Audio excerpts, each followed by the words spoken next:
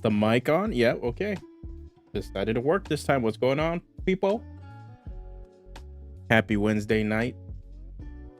Happy hump day. Halfway through the week. Get a little drink right here really quick.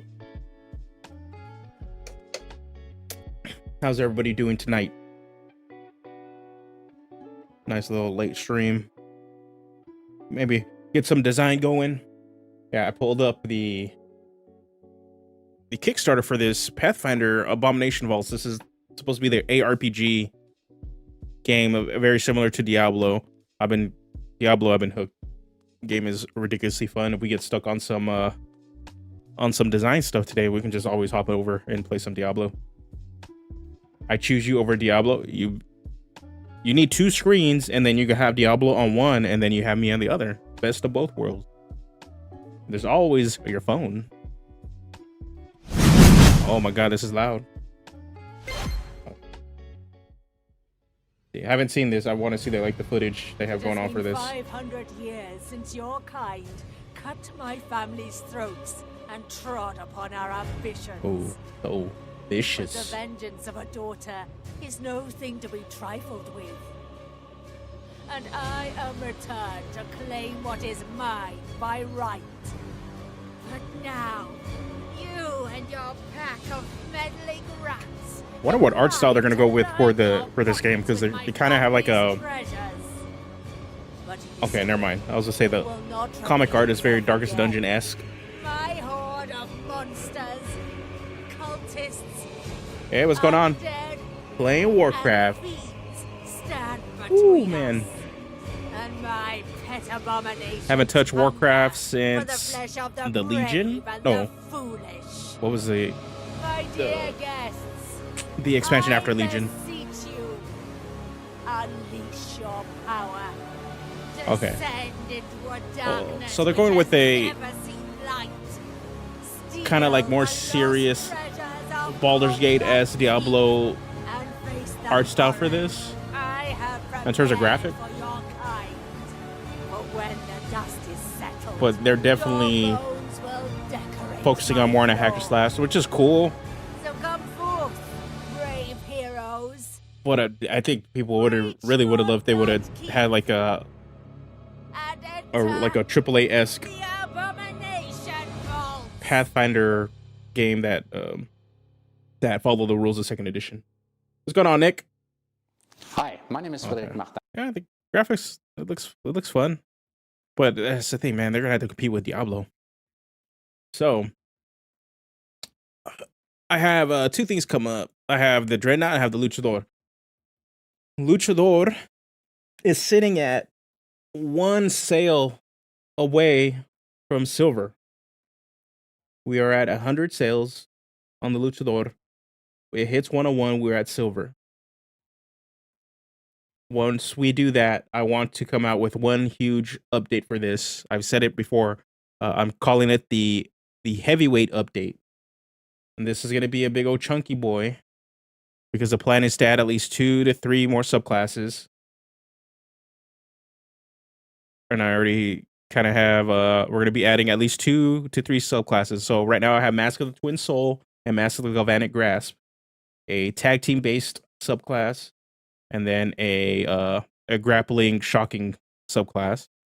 And then I have a template for another one. And then on top of that, we're going to be adding in, I started magic items. We're going to be adding some magic items and also some stat blocks for NPCs that DMs can throw at their parties that are going to have that are going to be luchador or lucha libre and wrestling inspired NPCs.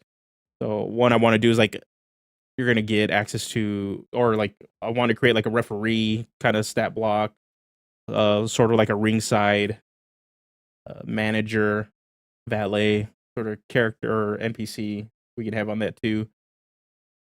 And then maybe for the luchador enemies, what I'm thinking is making a little bit more customizable, so that here's a certain number of traits you can pick. You can mix and match and put into the stat block.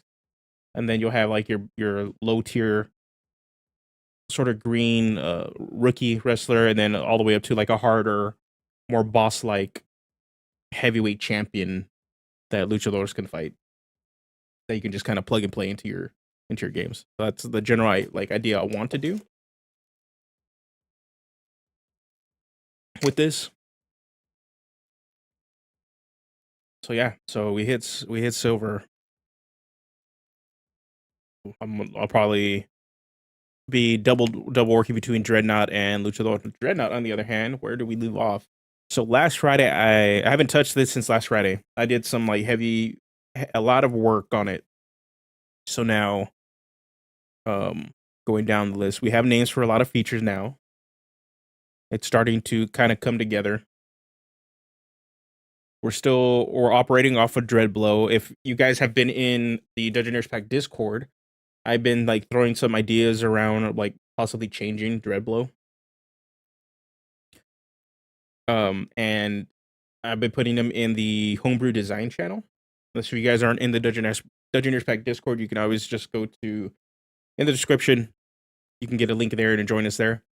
It's fairly chill and somewhat active, especially in the morning parts of the day. So with Dreadblow, one of the ideas was to kind of change our functions, but right now we're kind of sticking with this fright and fear based one. And the thing that I was worried about and why I was looking at different options to somehow flavor and give out the idea that you're causing somebody to succumb to fear, whereas either to improve the crit rate of failure for your enemies. That was one of the ideas. That one was really inspired by Heavy Arms' Gunslinger, because that is an awesome gunslinger class that is all about critting. But I really suggest you guys go check that one out. That one is a super well designed like class for the third party scene. Put the music back on. Well, right now we're gonna stick with this frightened condition one, and the main thing is because I was really worried about frightened having a fall off, because after a certain point, enemies are no longer frightened of you. Like, they're just straight up immune to frighten. The same thing why poison is not a great feature, like is not a great damage type, and is like not really a strong condition to build a character around, despite there being a lot of fantasies that really wrap around the idea of poisoning people. Frightened is kind of on the similar level of that, where after a certain while, NPCs and stuff, like just enemies, just stop being afraid of you. And especially for a class that's designed around being the scariest thing on the field, that kind of sucks. So we'll get to what I did in a second, where we can where I found a way to possibly buff this and make sure that you're always going to be frightening people. So in addition to dark arts, we got fighting styles. We still got ill-gotten gains. For fighting styles, I took off the ability to get cantrips. I didn't think it was worth the trouble to allow it wasn't worth the rules trouble to allow this class to get cantrips. I really did want to see if I can word it in a way for you to be able to get pretty much Booming Blade and Green Flame Blade, but though you were also going to be opening up to getting other stuff like Eldritch Blast. And since this is a concaster, there's some weirdness where it just makes it a lot easier to do certain things, which it was highlighted or told to me by other designers. So I was like, this doesn't seem like it's worth the trouble, worth the hassle, especially when we got a whole other spell casting system that is completely different than what is currently in 5e, official 5e at least, where you have to build up your resources through melee attacks or inducing fear and failure.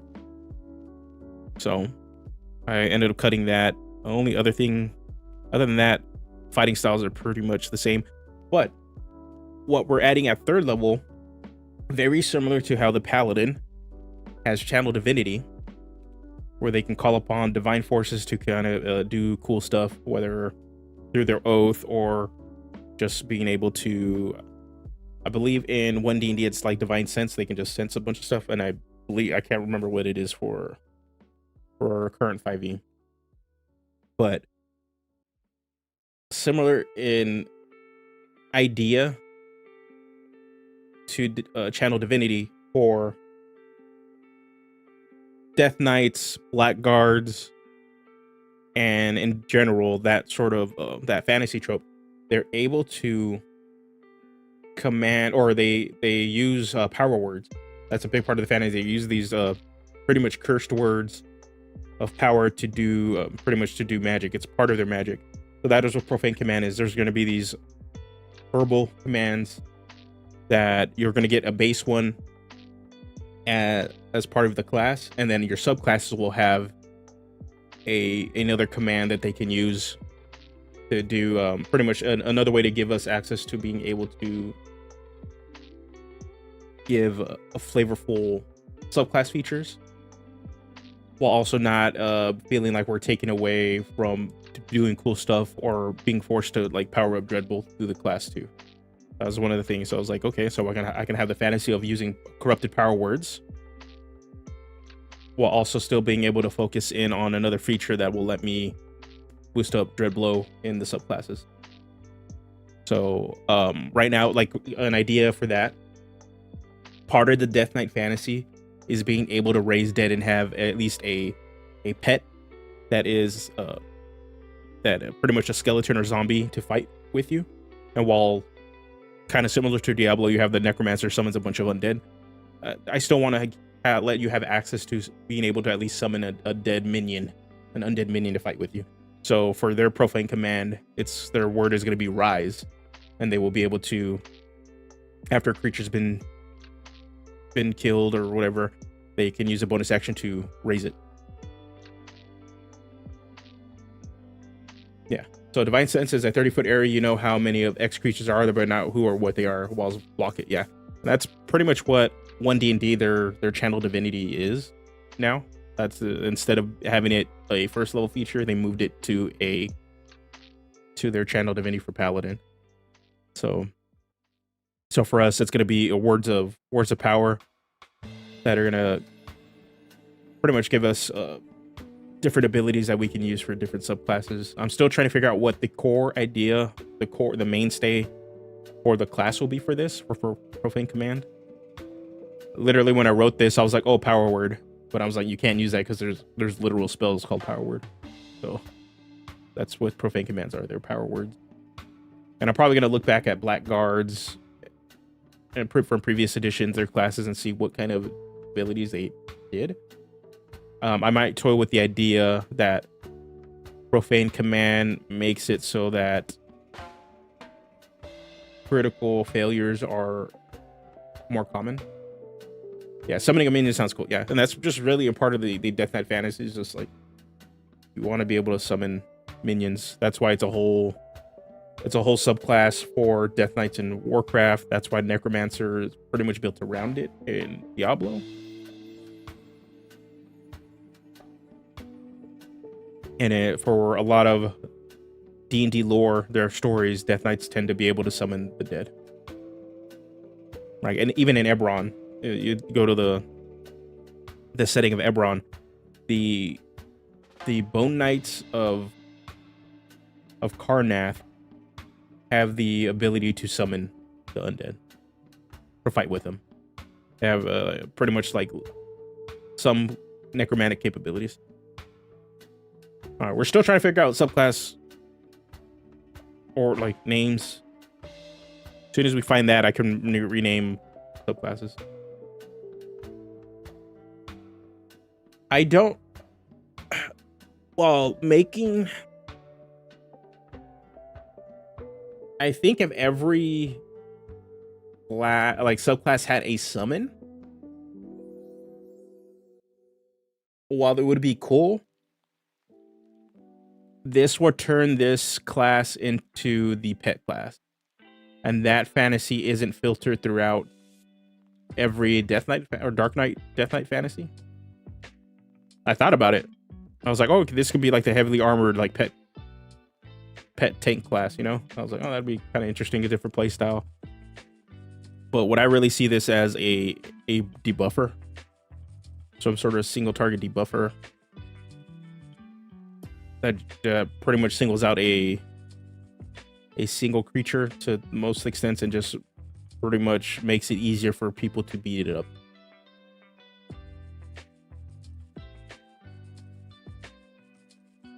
Because like if we look at the subclass, say we go the route of like, okay, this is a minion kind of class.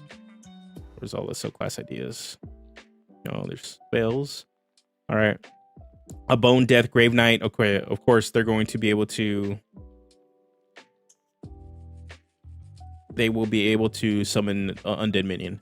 We go Blood Reaver, which is like a vampire inspired subclass. We summon a bat. Hell Knight, we can summon devils.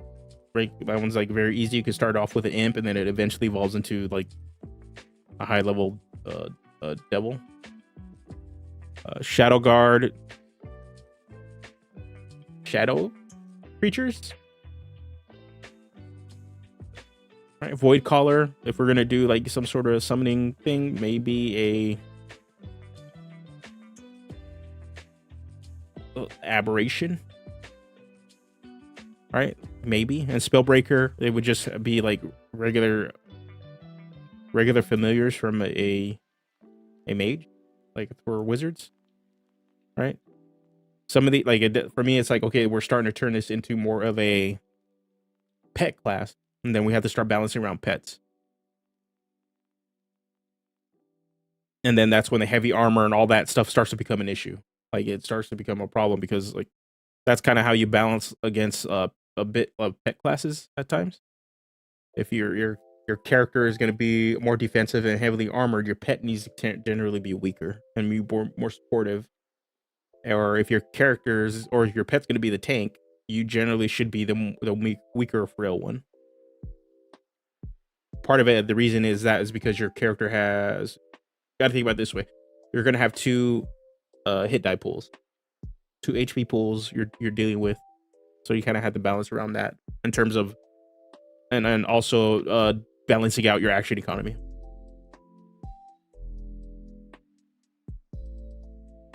So for me, I'd rather have it that one class that really has that fantasy built into it, or one subclass, excuse me, has that fantasy built into it, has it, while the whole entire class doesn't.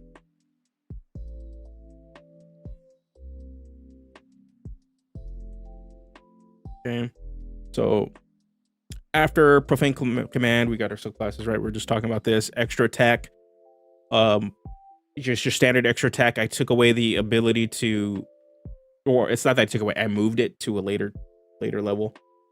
It just made more sense that since it is such a powerful ability that we would just do it later. So this is going to be your standard extra attack. Well, you can attack twice instead of once when you take the attack action. Originally there was a buff where you could also, if you casted a spell at this, you cast a spell as a bonus action, you can make an attack. So all we did, we just moved that later. I'll show you where we moved it because it is still a much stronger feature. And for me at 5th level, being able to attack twice also means you're able to generate 2 devilry points instead. So nothing, it's still a good buff for you here. But the reason also why I moved it, because like I said, frightened condition falls off after a certain point, especially start getting into the low mid and higher into the mid tiers of play. So for a sort of damage buff at this level, at 5th level, you're going to get Strike Fear. So creatures are going to be immune to the frightened condition. Oh, pretty much. I'll reread it. Okay. Thank you, Lila. Thank you for the sub. Thank you. All right. So what Strike Fear is: creatures that are immune to the frightened condition lose this immunity against your spells and class features.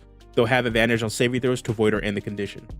So I didn't want them to straight up lose, like NPCs, monsters lose their advantage, their resistance to fear or frightened condition. But we also needed that our character, the Dreadnought, isn't just flat out canceled. Like they're just not going to be an active thing as they level. That the main feature to impose a pretty much a status condition is negated either. So they will be able to, like with Dreadblow, it's an automatic. They're immediately frightened. There's no save against it or anything. Creatures that were immune to that would be negated. Now this says, okay, Dreadblow is still an active feature. It is a definite power bump.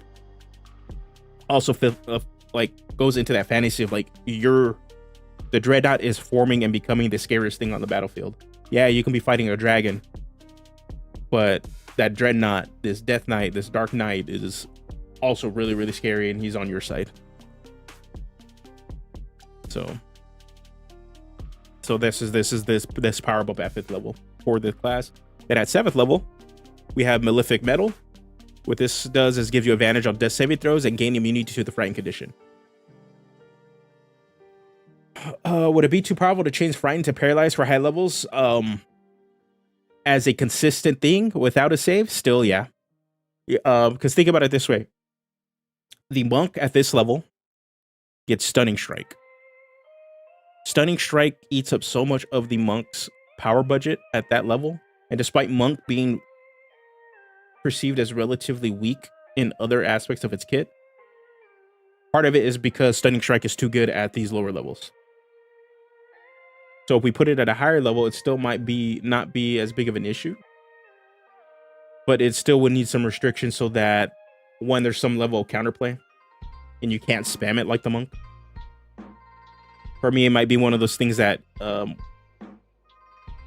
whenever you hit Dreadblow, creature with Dreadblow again, or like that, once per turn they have to make a saving throw, and if they fail, they become paralyzed also for the turn, right?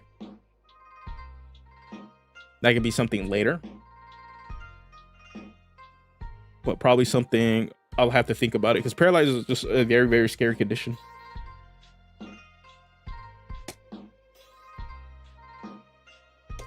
Drinking my drink.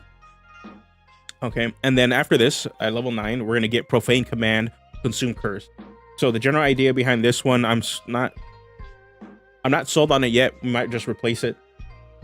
But Consume Curse, what you're meant to do is you use a Profane Command to cast Remove Curse spell. When you do so, you regain an expended hit die. The source of the curse you remove cannot come from you. So the fantasy I'm trying to say is that you understand dark magic, black magic, nefarious magic, evil forces so well because you deal with them that you can remove them and take them into you. So pretty much to help you and weaponize and continue to fight. So that is what this is meant to do. So yeah, Malefic Metal, I forgot to add. You also gave the immunity to the frightened condition. Pretty much, you don't seem cool, big, and scary when you're not just scared, like when you get afraid. So that's why that's there.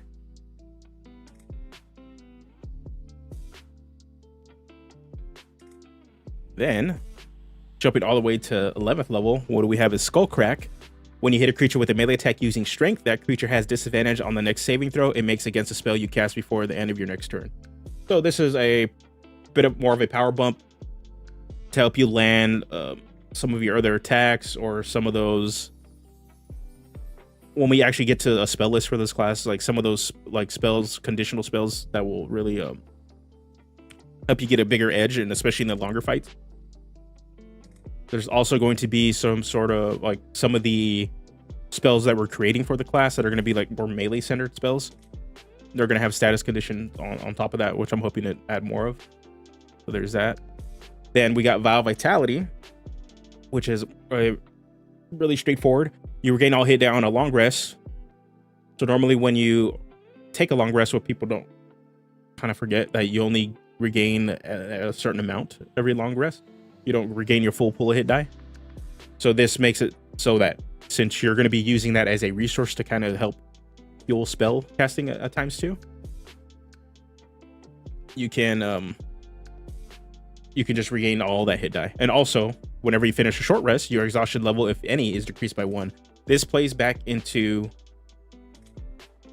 the other feature, No Rest for the Wicked, that you ignore negative effects of exhaustion other than death, so that you can kind of recuperate faster as you go on. We don't really have any features that pretty much build or give you exhaustion, but it's kind of be one of those things that as you go into play, that's what will happen. Okay. And actually, give me a sec. I just need to run to the restroom really quick, and then I'll show off pretty much the last feature, which is Relentless Assault. Excuse me, Relentless Assault.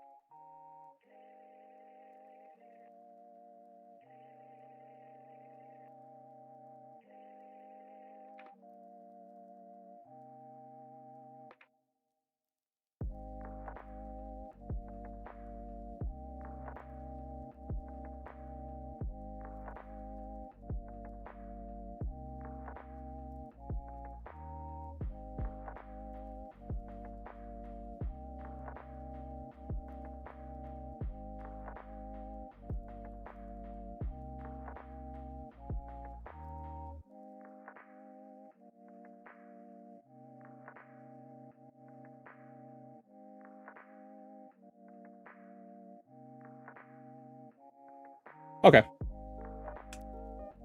All right, we're back. So the next and last feature we've worked on was Relentless Assault. So when you use your action to cast a spell, you can make one weapon attack as a bonus action. So this is originally in our 5th level extra attack slot. We moved it all the way to 8th level. We still need to change it a little bit, because I want this to combo with Skullcrack, and it doesn't right now. But I want it to.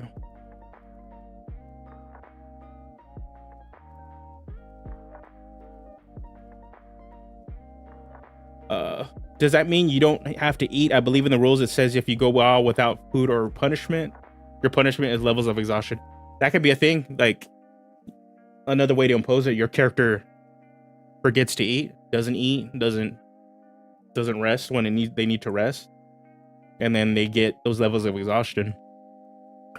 So it doesn't mean that they don't have to eat, because they still, the way that this works is they still have, they still accumulate exhaustion, and they will die once they hit the maximum level.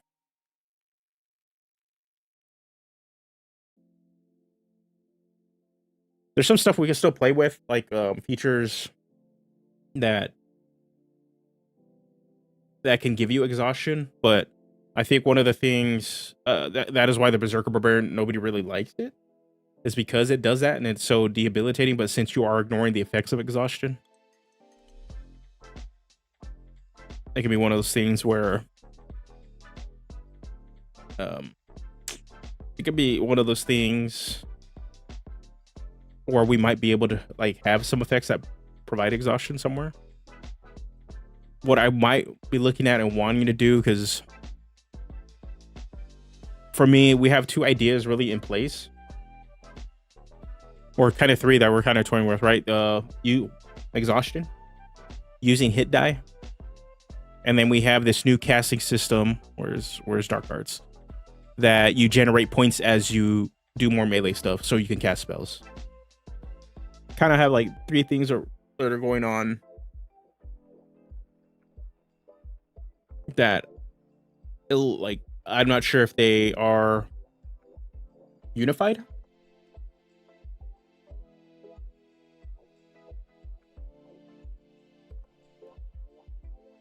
Or somewhat cohesive into the general ideas.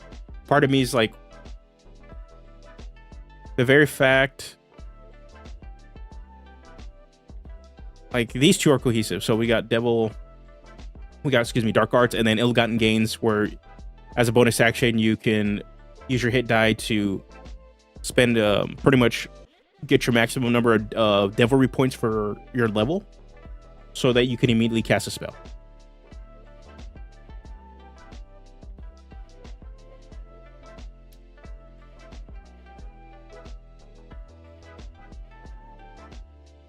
So I'm wondering if we can get another feature that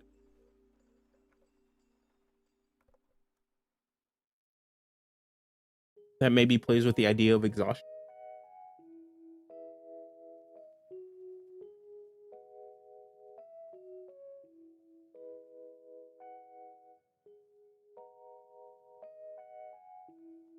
Because one thing we can do, say on ill-gotten gains, we want to deal like play with the idea of like exhaustion as a mechanic in this. Whenever you use this feature, you generate a level of exhaustion, or 1 or 2 levels, or like you do this multiple times, you generate a level of exhaustion, right? And then maybe we can have another feature later. For me, it's like, well, maybe they can take away the third provoking command, and then that becomes another idea where we have a buff feature that says whenever you have a level of exhaustion, you get this cool ability.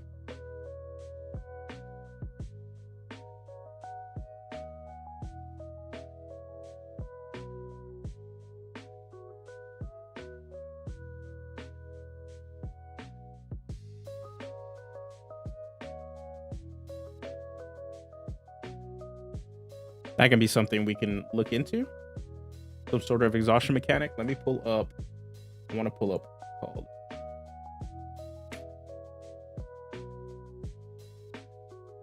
Berserker Barbarian, because they're the ones that deal with the exhaustion currently, like deal with exhaustion and taking on exhaustion. Excuse me, burping, man. Okay.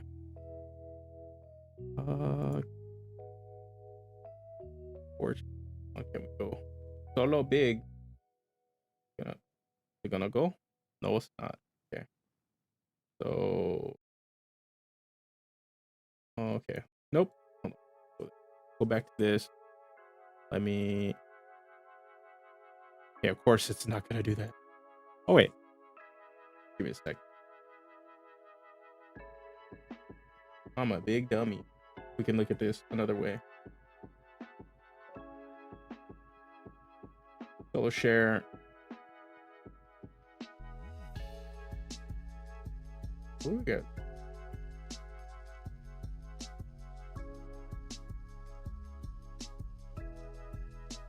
Okay, come on, you know. Put this over here. Hold on, we're gonna get this. We're gonna get this right. Yeah. Properties. Gonna pull it now. Gonna pull it there. Boom. Here we go. There we go. Tech difficulties. All right, so let's go look at Berserker and see what it gives us for. What does it give us to go into exhaustion?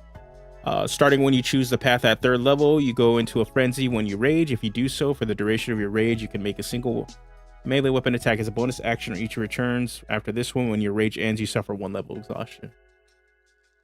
And then, if you're charmed or frightened, when you enter your rage, the effect is suspended for the duration of rage. Okay.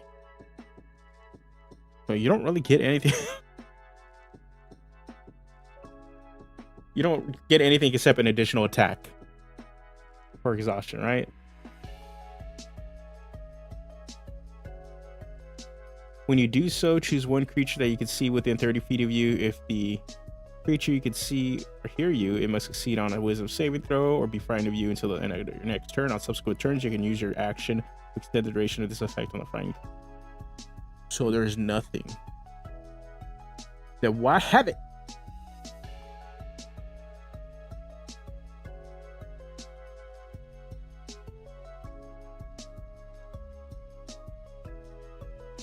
So let's look at the exhaustion rules, right? Sick. It pulls them up, but not big enough. Exhaustion. So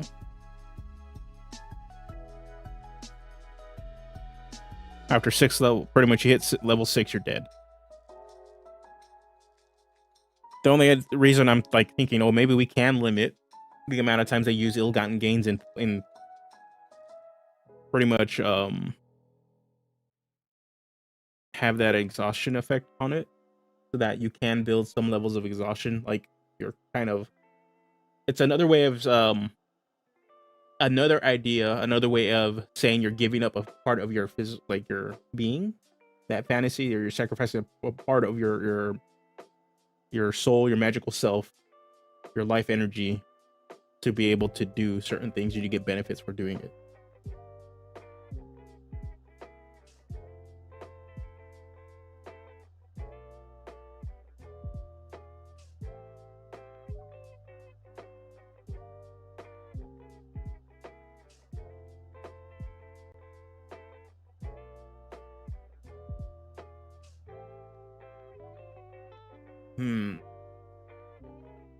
Have-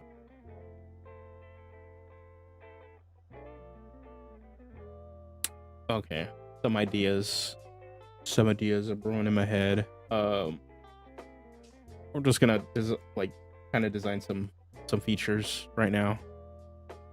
They're kind of okay. I'm sorry, Luchador. We'll come back to you. It's edgelord time. Okay.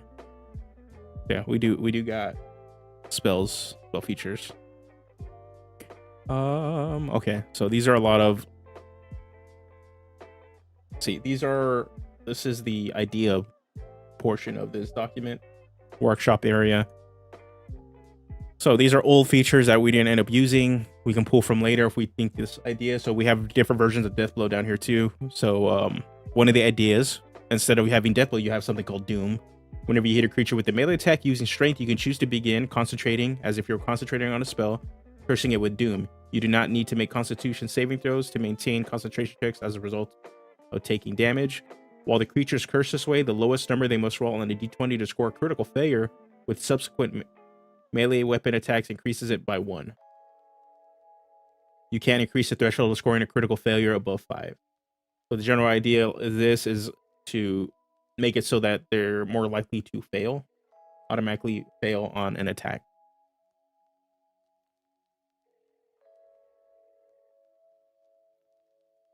Okay, so that's one idea. That's what we had for instead of Dreadblow.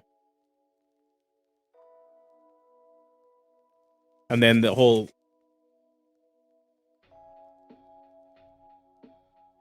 idea behind this would be that other features you have are going to trigger off of the very fact that creatures are failing attack.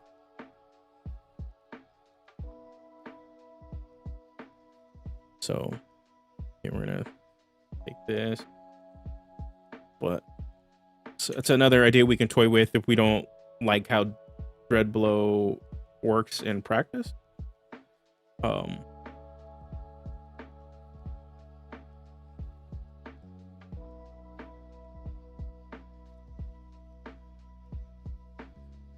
General idea that I have right now, kind of in my head. At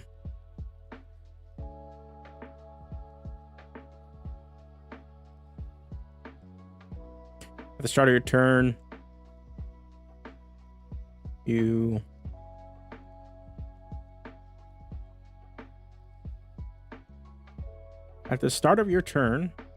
you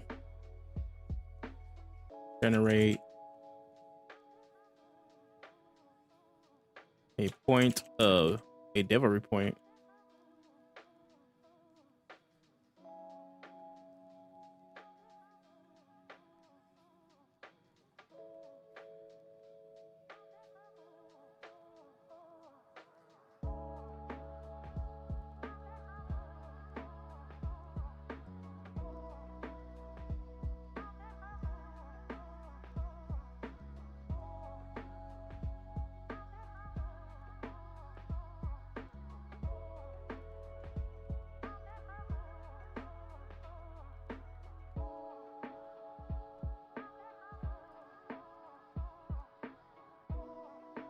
There's that idea.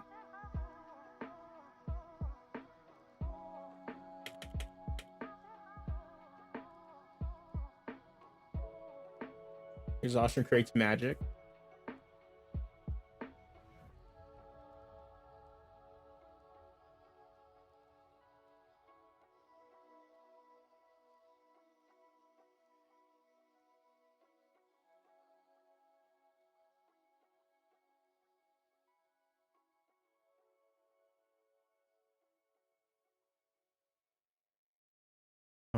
Let's see what other things you can do.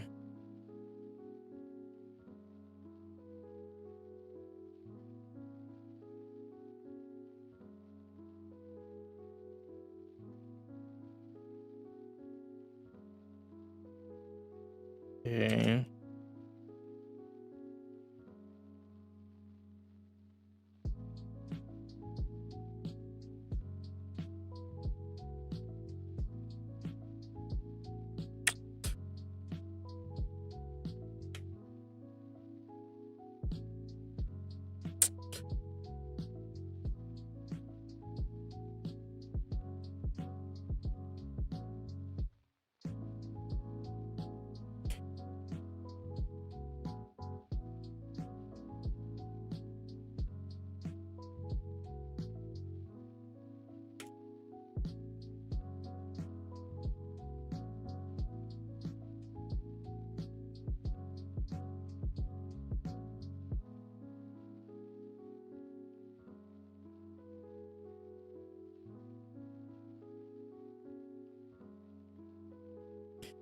Is that?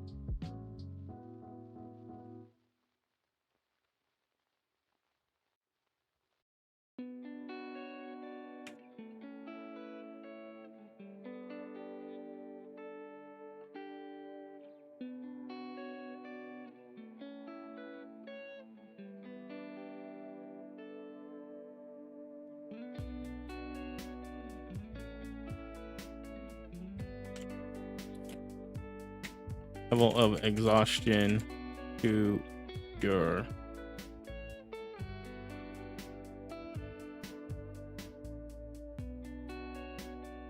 something like this. What's another one? What's another one I had in my head?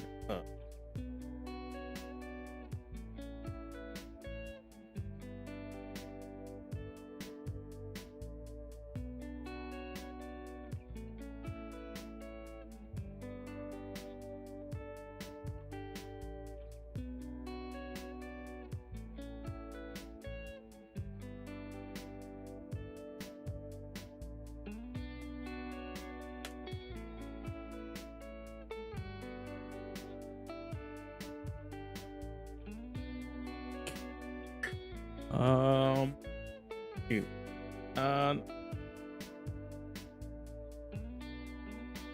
It's not a charisma based class, so it's like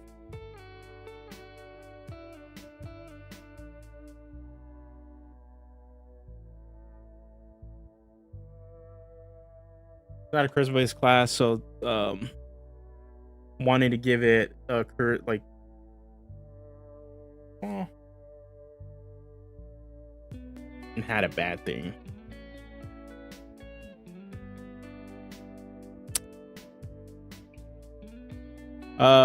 This class is a strength and con based class.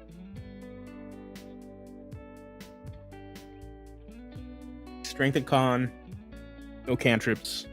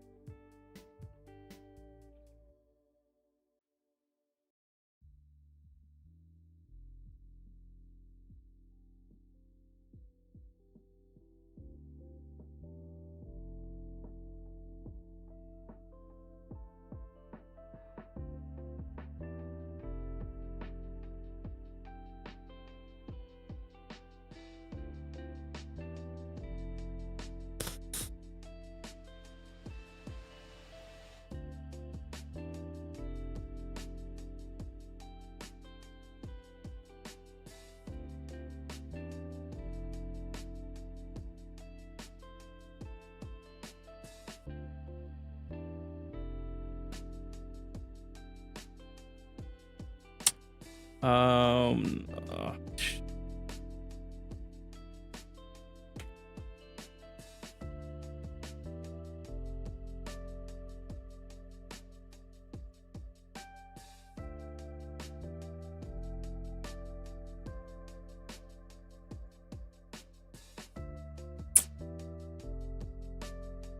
hold on, we gotta give me a sec. I gotta pull up how the F do they write?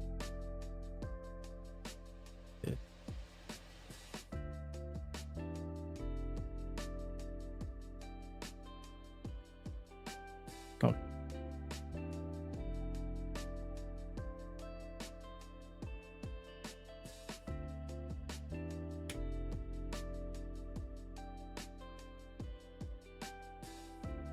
Piercing.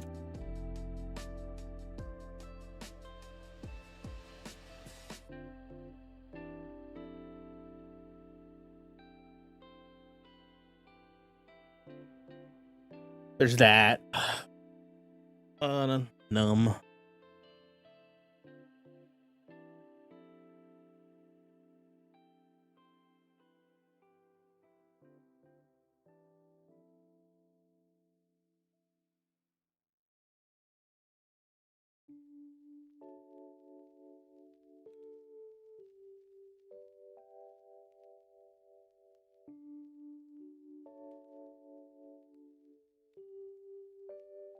Comfortably numb.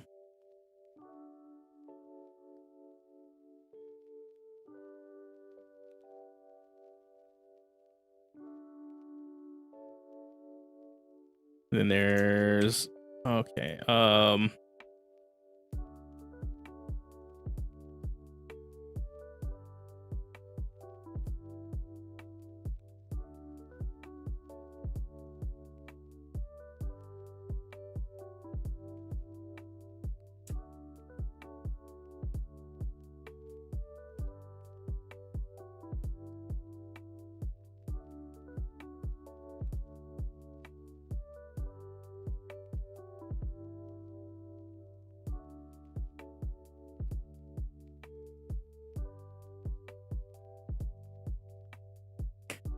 Some defensive feature, like there's a lot of ideas we can just kind of like play with this.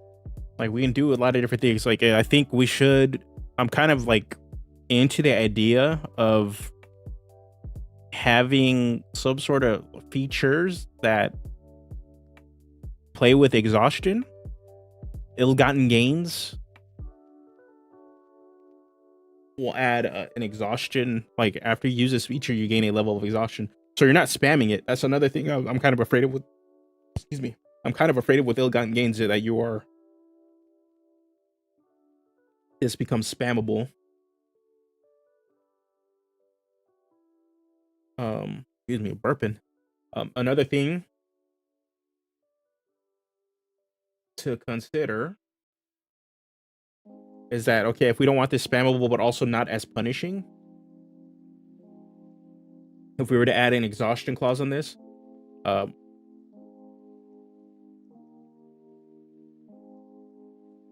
maybe having it that if you are out of hit die, then you gain a level of exhaustion. So it's more punishing in the lower levels.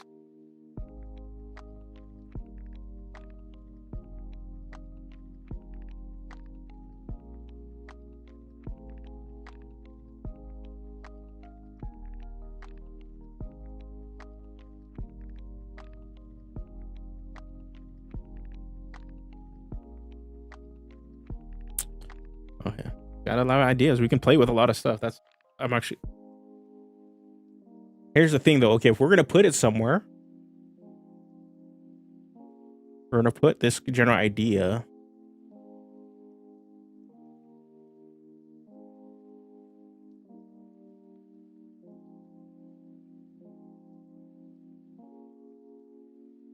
Funny part, it probably has to come in at their level, and we'd have to get rid of the power words.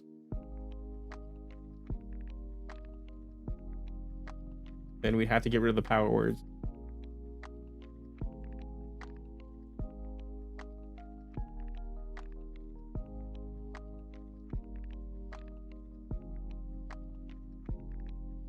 Do you guys like your actual feedback. Like, I want your feedback on this. Do you feel, because your character is going to ignore the negatives of the exhaustion mechanic, but your limitation is really going to come down to not hitting 6 levels of exhaustion?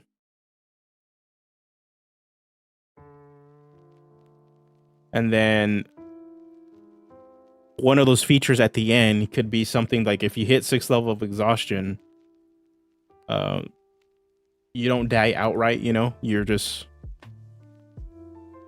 maybe get like a whole turn or something for an extent.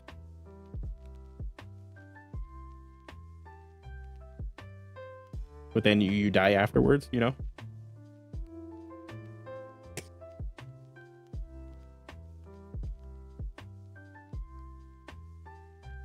Because that'd be something pretty sick over here in these levels, right?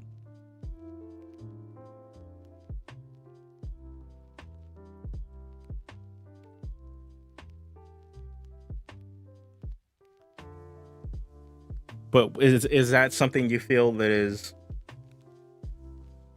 as a player, is that something you want to do? Like, do you want to give yourself exhaustion?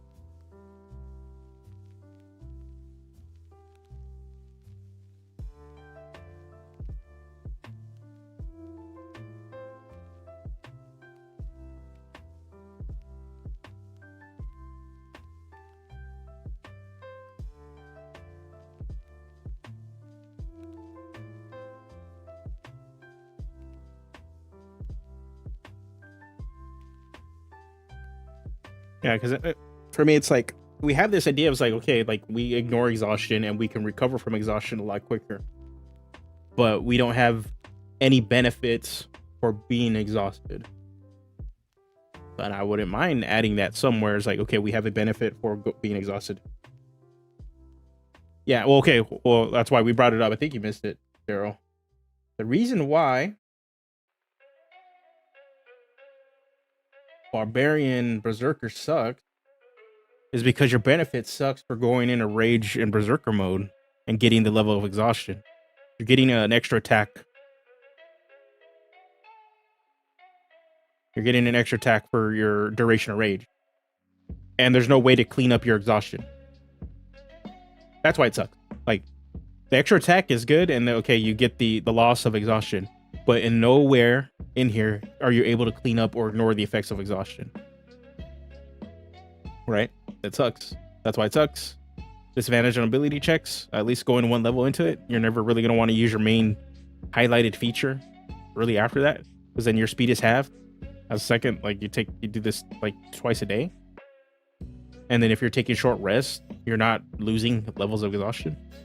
That's why that sucks. What we have different going on for us with Dreadnought is level 1. At level 1, no rest for the wicked. You ignore the negative effects of exhaustion other than death. Meaning the negative points of exhaustion do not hinder you. They do not hurt you until you hit level 6 exhaustion. In addition, as a class feature, which I have, Malefic Metal, you get it at, no, hold on, Malefic Metal, at Vile Vitality, excuse me. You regain hit down a long rest, and whenever you finish your short rest, your exhaustion level, if any, is decreased by 1. So you start recovering short rest. Or excuse me, start recovering exhaustion on short rest also. So you recover short rest on exhaustion faster.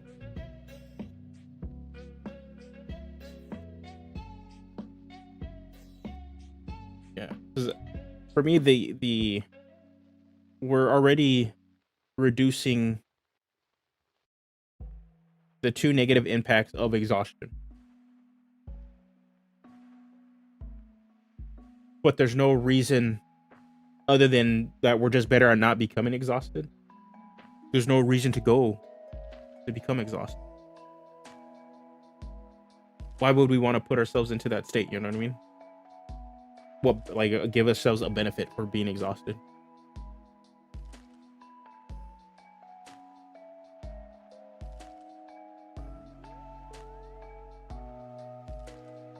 So that's why I was like, we probably should have a feature that just says, hey, if you're exhausted, this cool thing happens to you. You're pushing yourself beyond, like, purposely pushing yourself to draw on more power, to sacrifice more of yourself, to do cool stuff. Unfortunately for me, it's like, okay, that means profane command has to go away. And we might be able to replace it with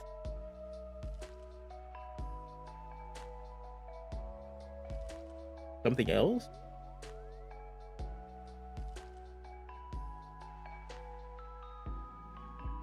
Oh, well, it would have been cool to have like this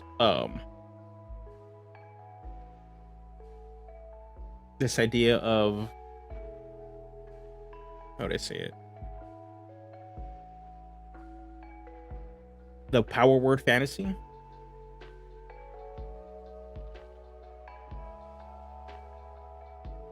I kind of feel that plays more. Power words in general are pretty much another form of spells. It's just like the root of the spell.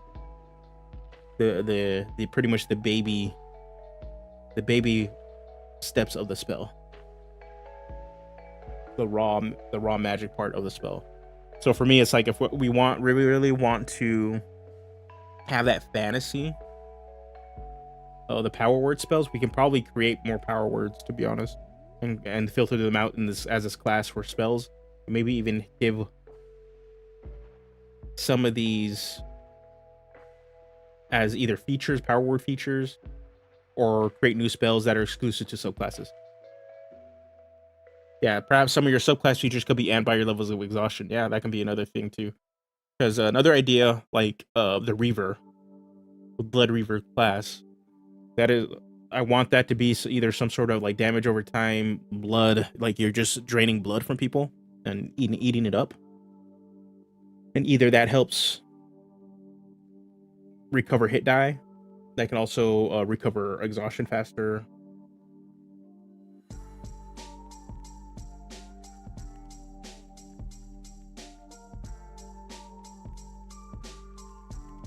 Okay. So for me, it's like a third level. Third level is, hey, we want to be exhausted.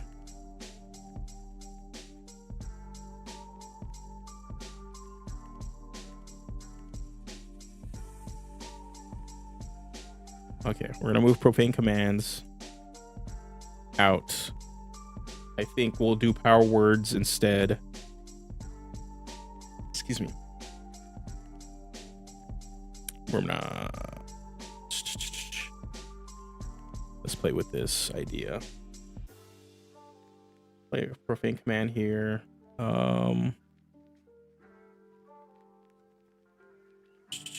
Give me a sec. Hold on. Oh my god. Everything's merging together. It's all the same. Okay. This version of it I'm going to put up here, but we're going to rewrite a newer version of Consume Curse.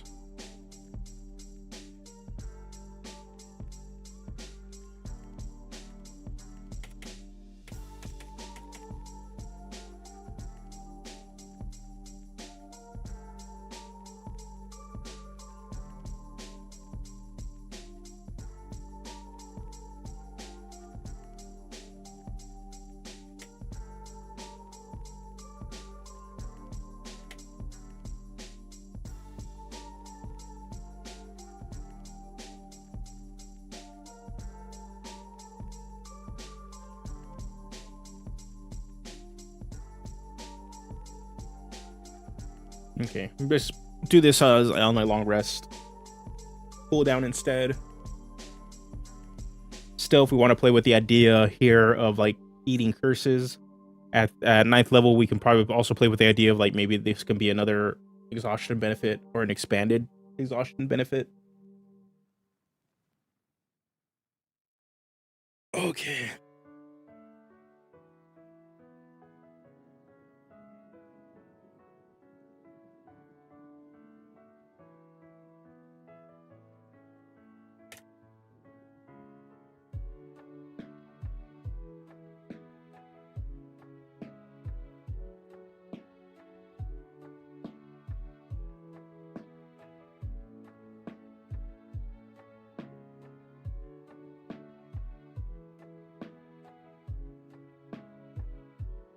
Okay, you know what? What I'm gonna do? Let's move this out of here. In general, I like the idea that you're going to be consuming curses and then like trying to gain the power off of it. That sounds like a cool fantasy. I don't think it's core to the idea of the class though.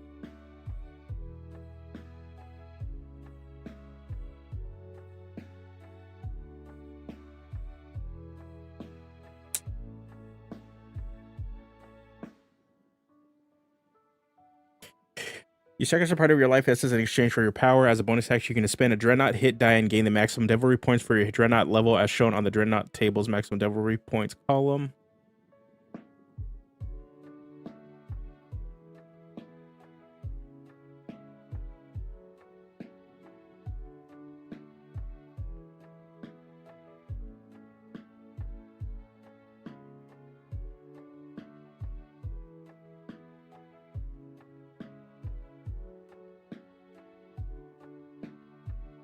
Okay.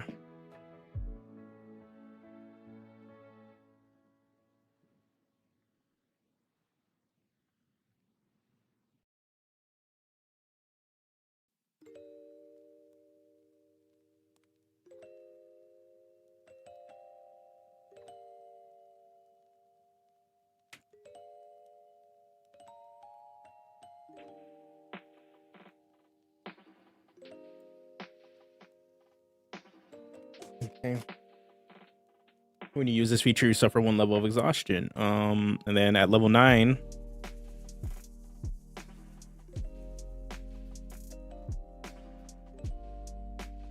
ninth level,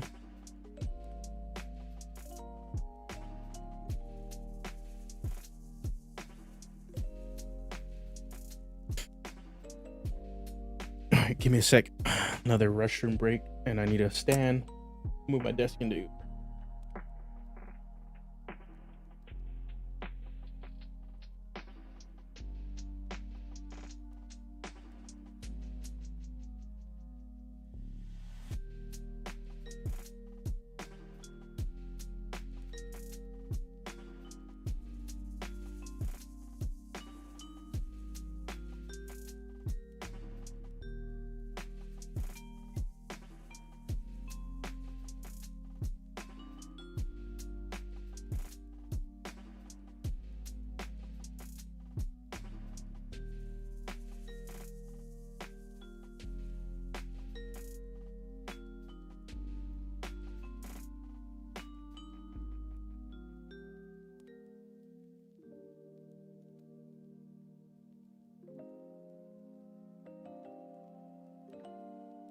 Okay, here we go.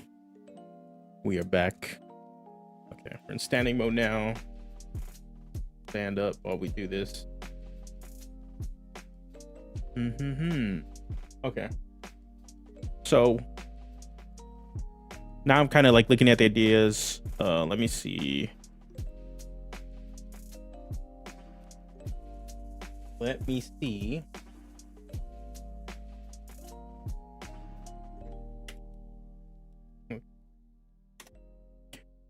We're also kind of future-proofing this, to be honest. For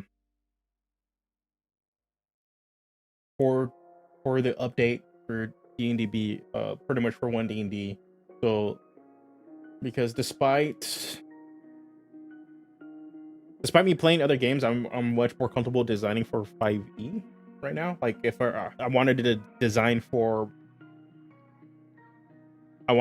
something for Pathfinder 2nd edition, I'm not comfortable enough with the rules and understanding to make a viable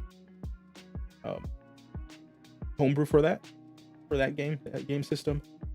And also I'm very aware, well, as much as people want to move away from D&D 5e, there's still going to be a large amount of people still playing D&D in some fashion, whether it is the update and whether it's the current version or whether they want to go do Tales of the Valiant.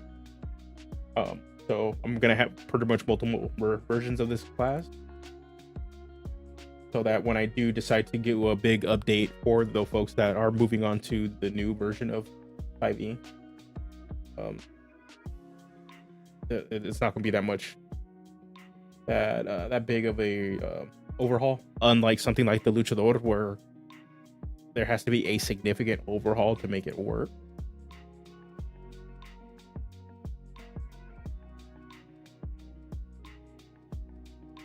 Which I'm not really looking forward to if I decide to say, like, yeah, we're gonna move that over to 5e. We're gonna move it over into new 5e. Okay. What I wanted to do is kind of just give a quick look and see, like, what exactly, what are we kind of needing at 9th level. The Psychic and Commander will require little changes, I hope.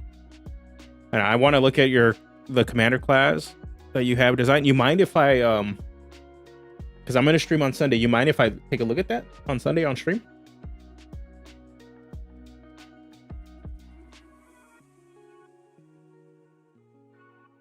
Or would you want me to do that in private and just look at the class when I get a chance? Stream it? Okay, sick. All right, then Sunday, Daryl here, Drunken Yoda, is working on a Commander class that I've already seen bits and pieces of. It is trying to play out that leadership fantasy, that warlord-esque fantasy, but he's doing some different things that other designers already kind of. He's doing something a bit different than what other designers have done with the class. While I think people, when they think of warlord or leadership sort of classes, they immediately want to do pretty much Battlemaster. Like I think I've seen like various versions of this leadership commander warlord class, and they're all really pretty much Battlemaster the class. But some of the ideas Daryl has really do move it away from just your general, I'm playing a full-fledged Battlemaster as a class. Nothing to knock those other designs. It is something people kind of expect and want out of this sort of warlord leadership class, that fantasy. But also there's other ways to display leadership in the game so that it doesn't feel like you're just copy pasting what's already been there. There's that general idea of like it could be too familiar for you. You know what I mean? And that might not be a good thing when you can actually have different ideas put out there. And I think what you showed me, that especially the banner ideas, is pretty sick.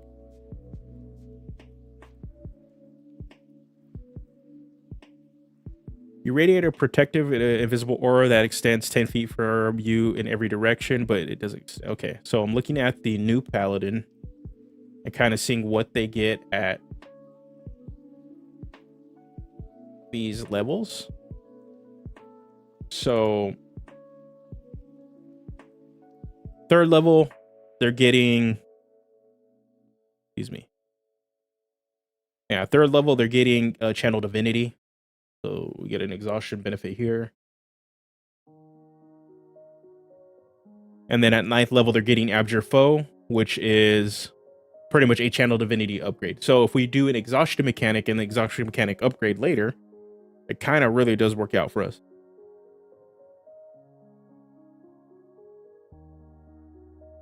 And at 7th level, they're getting an aura. And for us, we're just getting a straight bump. At 7th level, we're getting a Malefic Metal. You have advantage on death saving throws and gain immunity to the frightened condition. We might be able to have another feature in here, to be honest, but that's what we have so far.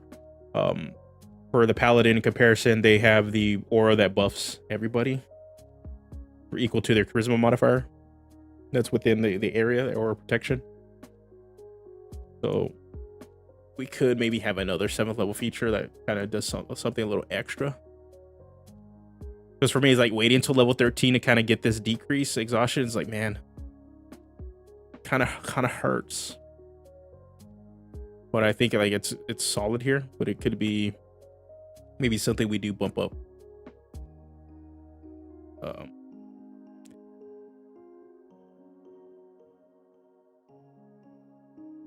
right, so what we need, we have a lot of some exhaustion mechanics. We have maybe I have a word bank, name bank over here, and maybe we can like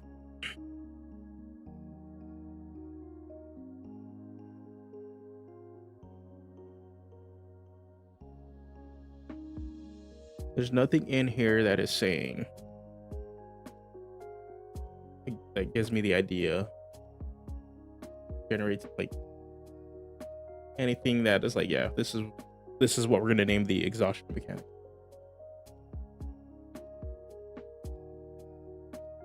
So one thing I think this class probably needs is some sort of defensive mechanic, some survival defensive mechanic, which is what we can put for our exhaustion benefits. Maybe this is Figglebottom. What's going on, Bebo? I'm thinking maybe at 3rd level, this is where we sort of get a survival mechanic, a defensive mechanic, defensive feature. That the reason why we want at least to be exhausted.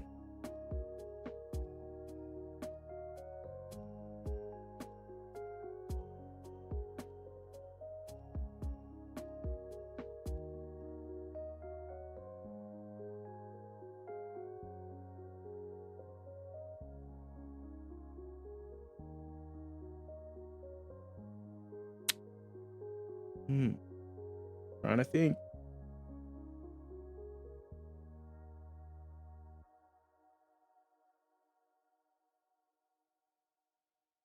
Because one thing is, I just don't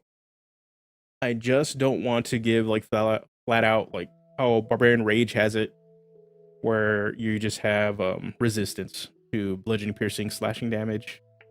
Kind of boring.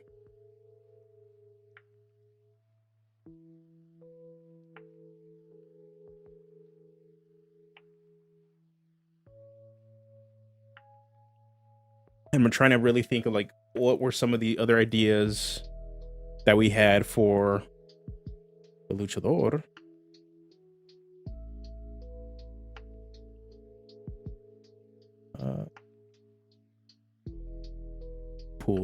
Pull up oh boy.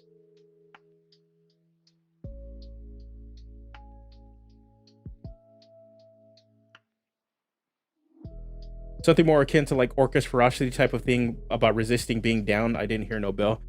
Potentially, we just need a solid survival mechanic, because I'm trying to think, when did Doodle come online? Doodle come out online on 2nd edition, or excuse me, 2nd level.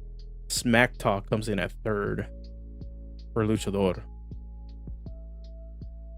So Doodle, we used our resources for this. We used our Lucha die and our reaction to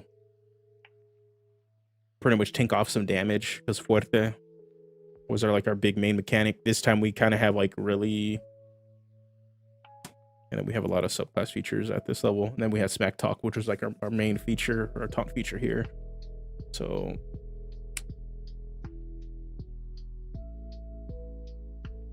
it might be one of those things where we can have an exhaustion. Oh, and you don't gain. You need a way to gain exhaustion at a low level, and then a benefit for gaining exhaustion. You can get that at the next level.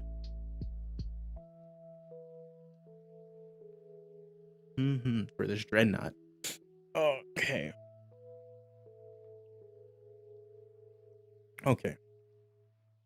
But we definitely need a defensive feature.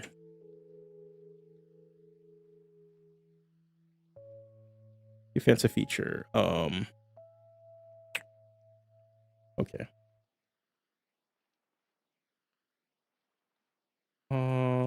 Okay, so let's get some ideas out here. I'm gonna put some ideas in here.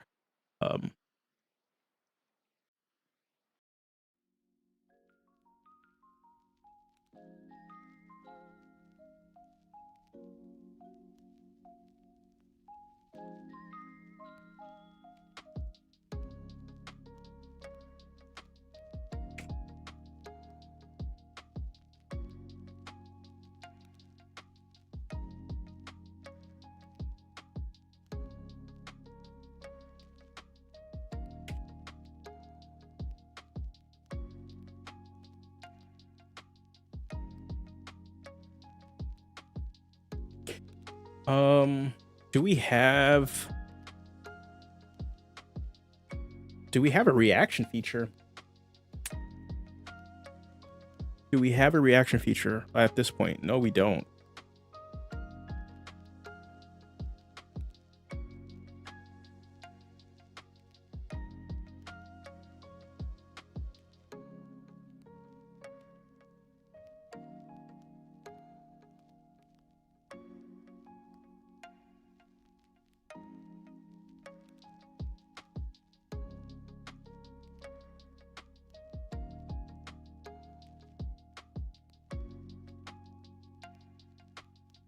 as a reaction.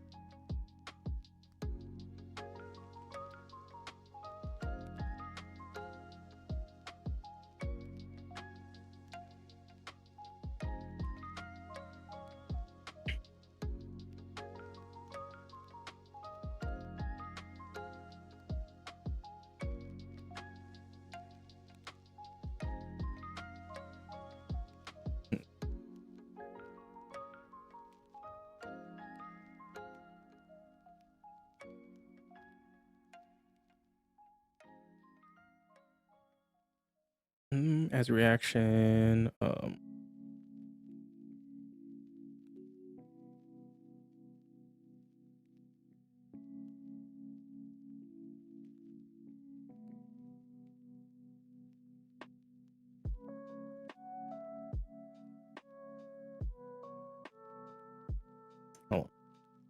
definitely want a reaction. Well, this potentially could be our reaction ability. Could definitely be our reaction ability. I forgot to say what's going on, kid. Just for everybody who doesn't know, we got 11 people in here.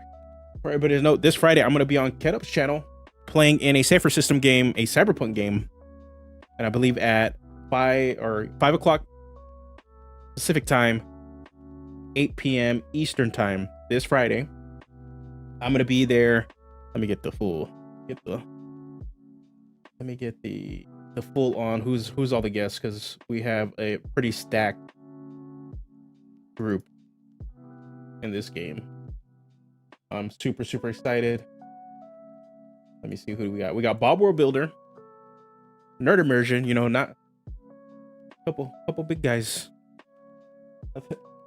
And then we also, I believe we got Jess from Underground Oracle, a designer, and then Platinum Dragoon also joining. So some new faces that you may not be familiar with, and definitely some names you probably are familiar with. So we're going to be playing in a Cyberpunk Cypher System. I've never played Cypher System. I've been sort of like reading or mainly just watching videos on basics of the game this week, and actually it seems pretty damn easy to pick up.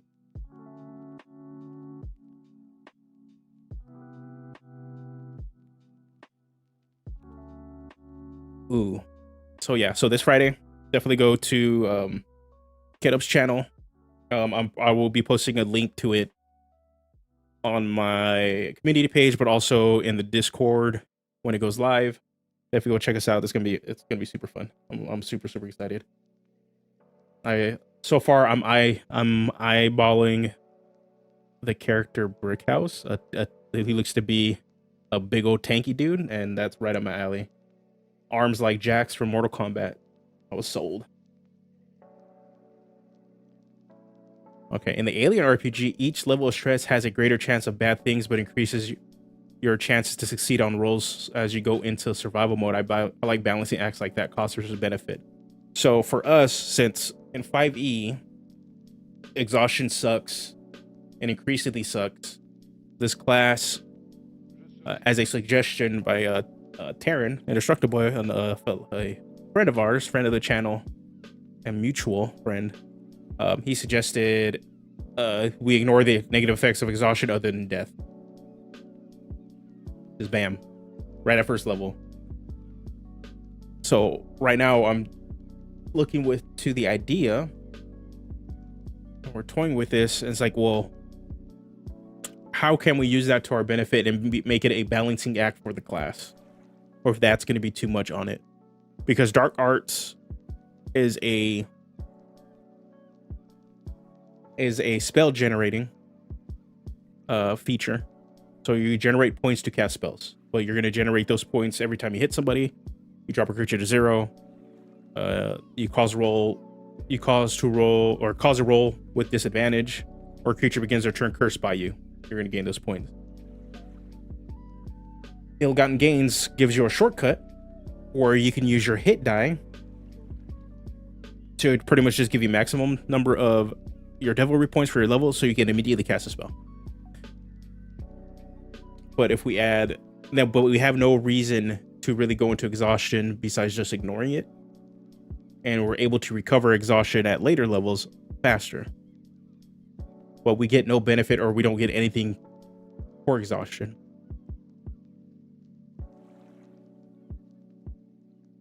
Yeah, I don't even know if they're going to stick with the newer presented version of the exhaustion, even though a lot of people did like it.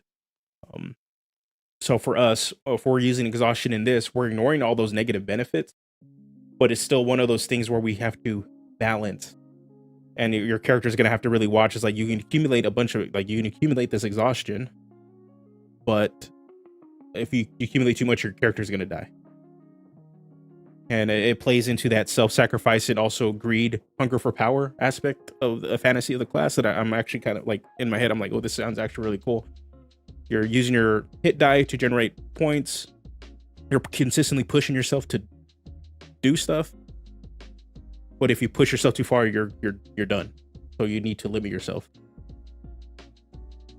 Because one of the things I'm looking at ill-gotten gains without this clause of like you suffer a level of exhaustion when you use this feature. Without this, every turn, if you really just want to play a spellcaster, I use a hit die. I use a hit die until they run out, especially as you level into the class. So this kind of gives it limiting, but it's like, okay, if we're gonna give it, like, we're gonna give exhaustion to our character, we should have some benefits for being exhausted. And play with the ideas like you want to go into exhausted, you want to have some levels of exhaustion to do some extra cool stuff, but you can't push yourself to the extent where you can't have too many. So if we did it like as a flat bonus, the highest bonus you're ever going to get is a +5. As soon as you hit 6 levels of exhaustion, you die.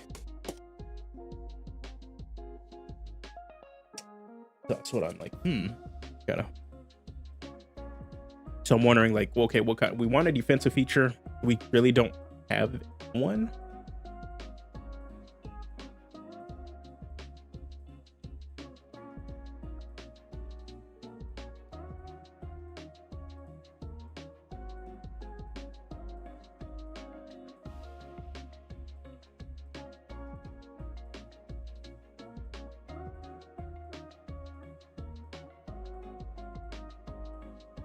So I'm trying to think, man, okay.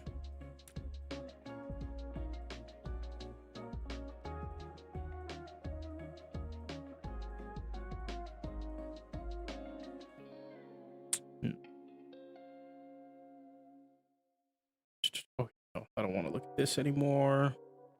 Let's see. Yeah.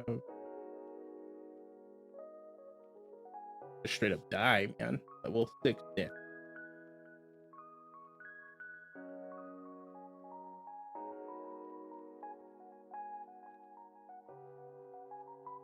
Oh, good to know. When you a character being raised from dead reduces a creature's exhaustion. They reduce it by 1 if you're dead.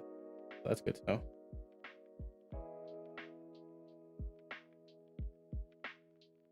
That's good to know.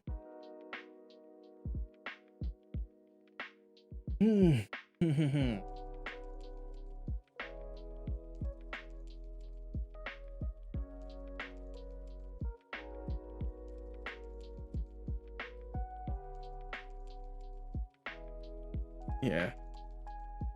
So yeah. What?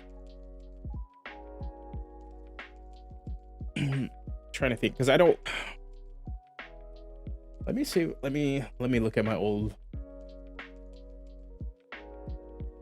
This is going to be very much a survival technique, survival feature. Let me put this in another. Do I have too many damn windows open? I do. Let's close you. We don't need you. Okay. I have an old blackguard. Oh, hold on. Actually, I can pull this one up on stream still. So let me show you guys the proto. Oh, okay, it's not showing it completely. Why are you not doing it though? Why are you not doing it that way? Format view. Is it? I think it's because.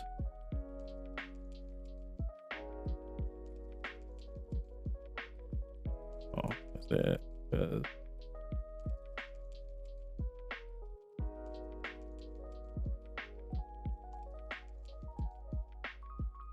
Okay. I think it's the mode.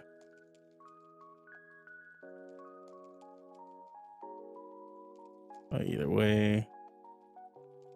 Okay, there's some this is proto Dreadnought. So originally we had a class called Blackguard. I'm probably gonna steal this friggin' spell list, to be honest. We'll probably steal the spell list for this class.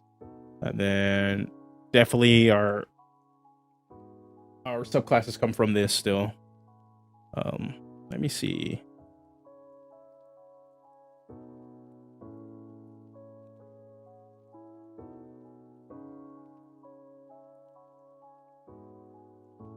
So this is where the evil dark speech, these words of power, power words came from, because that is something that's in the actual.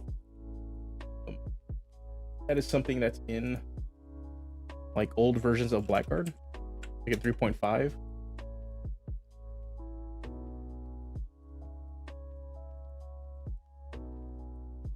Dark Blessing. A Blackguard applies this charisma modifier positive as a bonus on all saving throws. That is from 3.5 Blackguard. Man Dead. Sneak attack. Blackguards in 3.5 had sneak attack. Corrupt weapon. Fiendish summoning. Fiendish serve.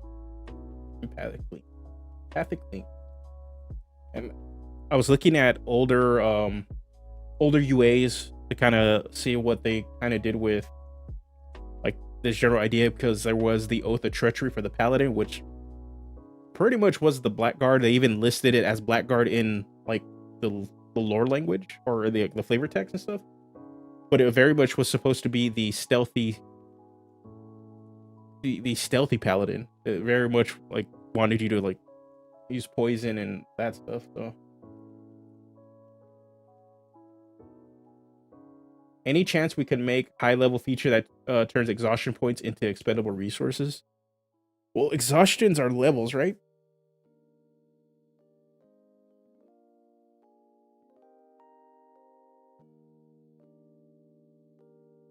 So the only real way to do that would maybe a high level feature that says at the start of your turn you generate devilry points equal to your levels of exhaustion, equal to your current level of exhaustion. That'd be another way to do that. That'd be more of a high level feature.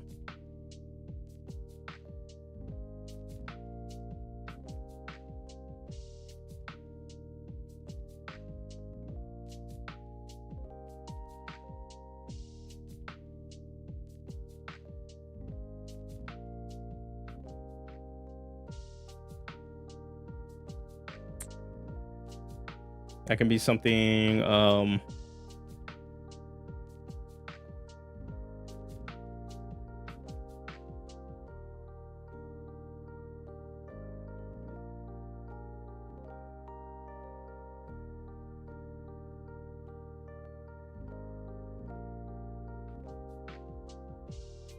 somewhere around here, maybe.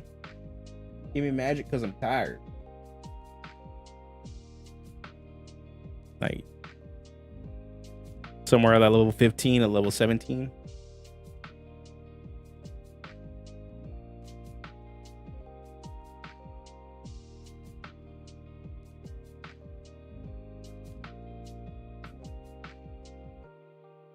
Ooh, that sounds interesting.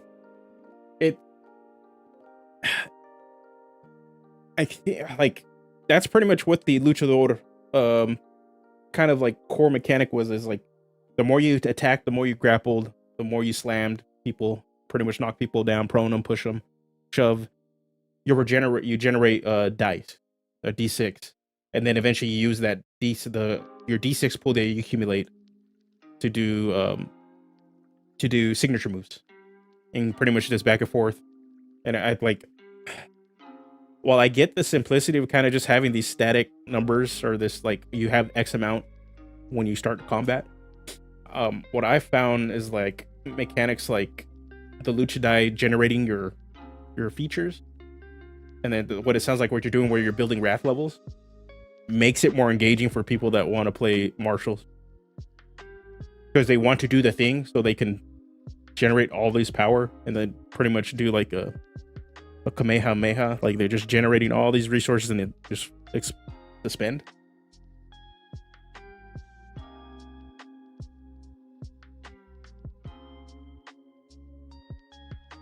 And it really, I don't know why they just don't do that for 5e for any of these base classes, because it really does reinforce certain play styles. Especially if you're envisioning a class to play a certain way and want people to encourage them to play a certain way.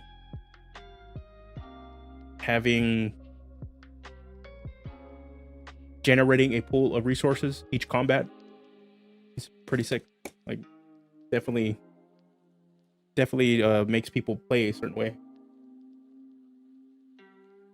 That barbarian sounds fun. Generate wrath. All right, we're gonna go into sit mode now.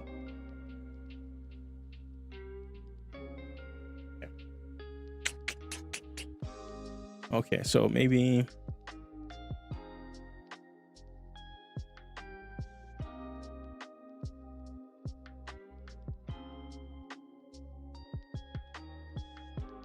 generate a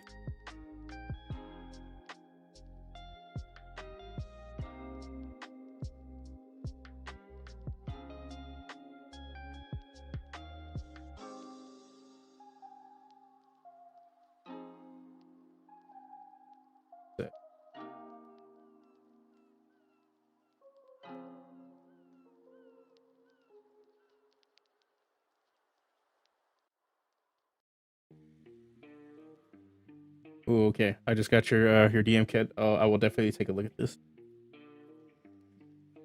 Let me pull this up. Boom.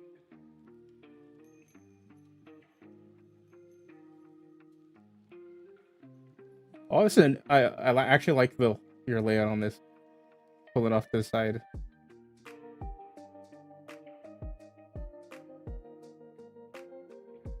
A lot of people don't use that like that. Don't use that layout. Everybody tries to do like your standard, either like Google Doc or try to do that one page layout similar to 5e. But I actually like this landscape layout, or the landscape layout. It's actually much more suitable for online, a digital space.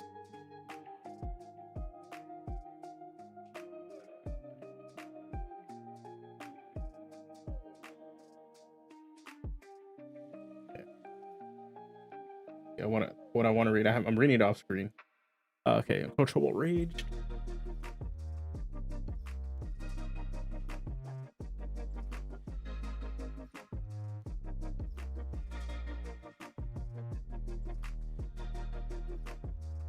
Oh dang. That's funny. Oh, pretty much you enter rage every time you get hit.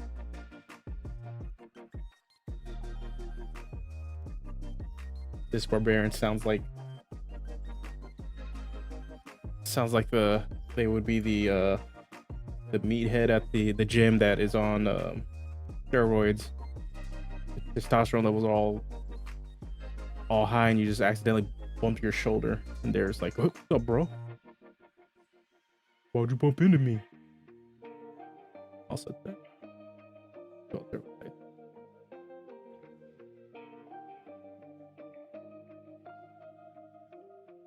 Okay, sick. So this one generates its dice pool by getting hit, so it wants to hit it. So so it plays into it like a tanky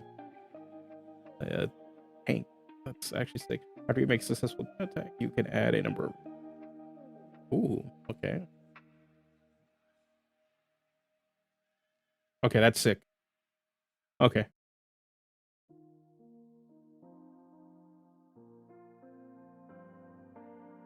Okay, yeah, that's a sick mechanic. That barbarian looks sick. That barbarian looks super fun.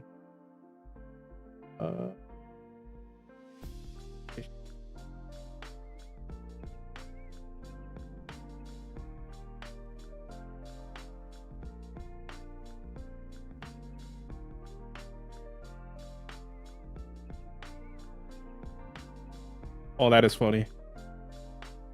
Oh, that is very Jackie Chan, like very, very Jackie Chan. The way the opportunist monk you have here, just using the room to fight, push people away. Oh, this is actually, that is fun.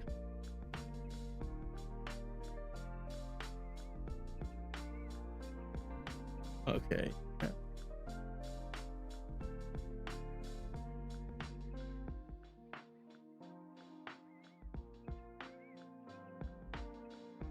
Oh, that one, okay. I really enjoy. I can see why. I can see why that monk is a favorite here. It plays with a lot of actual the map space, your battlefield. So you're like you got a DM that's very descriptive. It was like, well, this is what's around you. Like that monk is like a perfect. Well, I'm just gonna pick up this chair. I'm gonna pick up this bottle and just use it as a weapon. That is actually sick. Yeah, it very much. I think it definitely hit the Jackie Chan inspiration.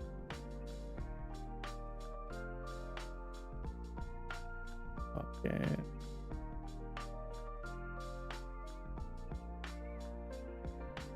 Okay, the blood casting.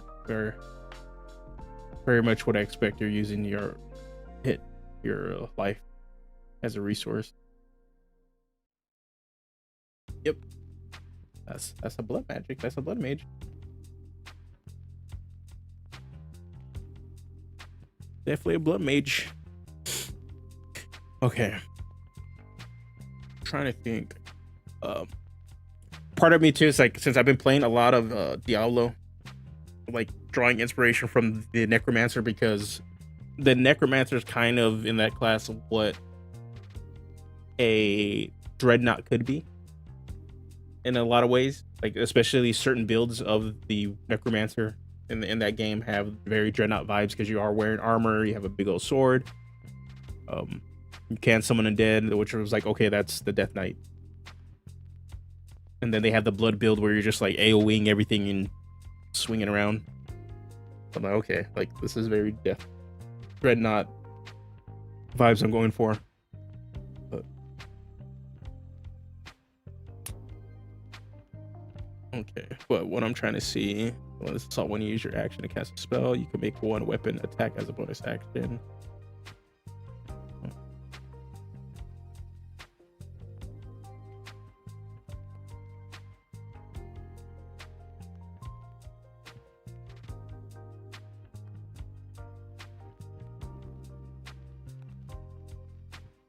Okay.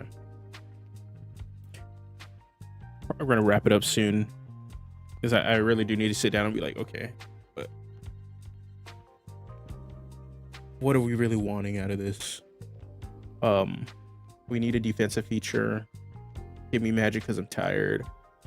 Looking at this, I want to change this.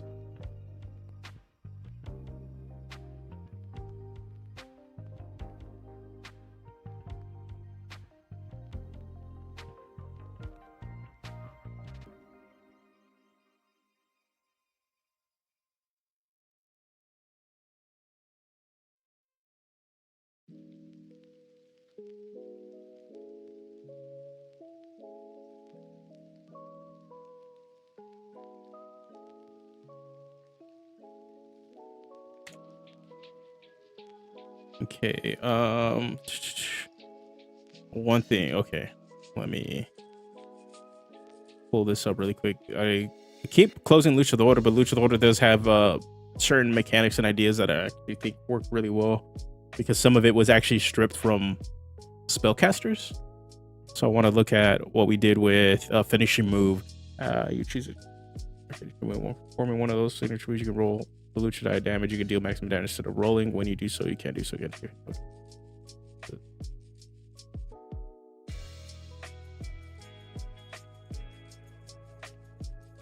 Come on.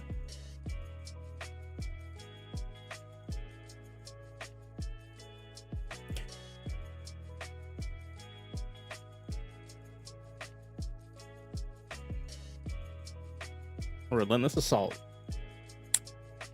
Okay. All right. I need to sit and think on some, like, really think on this. This Sunday, I will come back to stream. And we'll probably jump more back into Dreadnought, but we're one sale away on the Luchador to hit silver. Most definitely, we're hitting silver. We will be diving into more Luchador design stuff. Dreadnought. We'll bounce between Dreadnought and Luchador, probably on the same day, just because, you know, if we get stuck on one thing, we can just always switch and work on the next thing. So definitely this Sunday, if that's the case, that's what happens. I'll be back Sunday. We'll be streaming and designing for 2 classes at the same time. Fun. But if not, we'll just still focus on Dreadnought. Also, this Sunday, for sure, though, I will be looking at Drunken Yoda's Commander class. Just giving an overview, feedback, and see what you can expect from his next class. Because he's been hitting some home runs. That Psychic class he put out was very, very fun to play. I played his first class, which was... Oh my god, I'm forgetting the name of it, but it was weaponized sigils. You put sigils on people. Hold on, I'm trying to think. Oh my god, I feel dumb. What was it? Oh, let me go to skill. I won't remember the name of this class because I have it on. Scion, there we go. The Scion. That class was like super fun. Very much a melee oriented, like holy assassin class, which was fun to play. A bit on the strong side, but he knows that. I told him. But his psychic, I would say, like, if you want a psychic class for your 5e games that uses the mechanics that they introduced for psychic subclasses and expands it into like a full system, and you pretty much want to play an X-Men, that's the class for you. Like, it is really, really fun. It's really, really thought out. It's very thematic. I had fun playing the psychic class. I definitely go check it out. So I'm gonna check out his 3rd class he's working on Sunday. And Friday, again, like I announced earlier, I'll be on Ketup's channel playing Cypher System, playing a Cyberpunk game. I'm looking forward to that one. You guys can check that one out at 8 p.m. Eastern, 5 p.m. Pacific. So there's that. And what else have I got going on? No new videos yet. There really isn't a lot going on, and so I'm just kind of focusing on doing live streaming and design.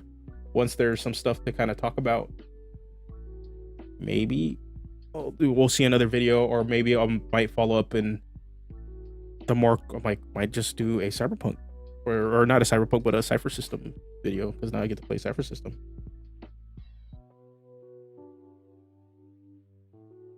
So there's that. Maybe do some of that. And then other than that, there might be a change in schedule for streaming.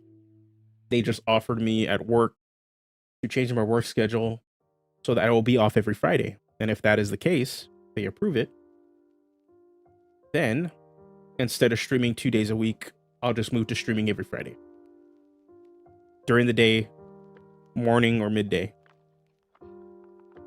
Just depending on what's going on, if I need to run errands or not. But it would be every Friday, and then weekends are weekends. I can do that to do whatever, and Wednesday nights don't have to stream.